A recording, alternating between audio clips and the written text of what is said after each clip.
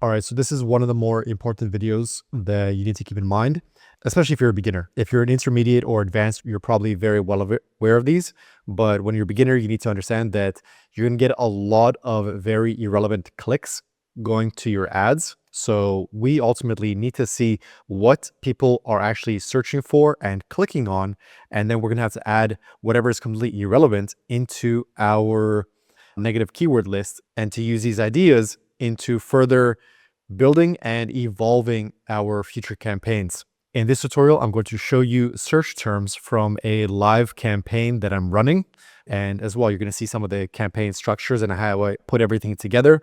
In this case, it's going to be about 10 or 12 campaigns within a single niche. So it's going to be for tree services, but ultimately you can extrapolate this strategy across whatever other niches you want to run.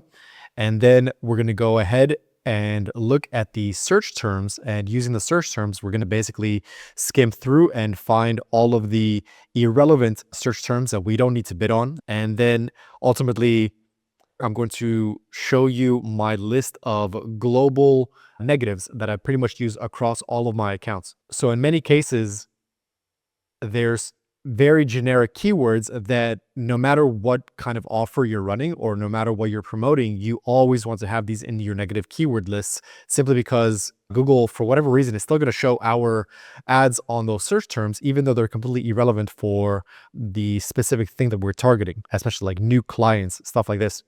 And then on top of that, I'm going to show you how to basically generate a negative keyword list automatically using AI and all that stuff. And then finally, the last one is obviously just asking. So let's go ahead and dive right in.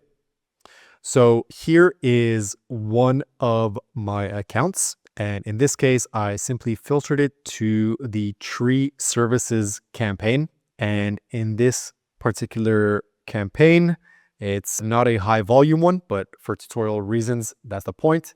And we can see here that I'm doing CPA bidding, so basically max conversion bidding. And I set a limit for $40.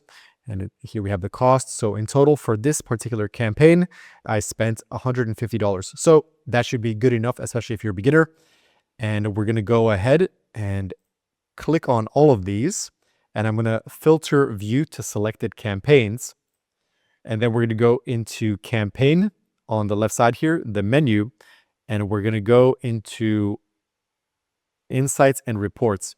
So I'll show you what I mean. So we'll go into insights and reports, and then you can do search terms.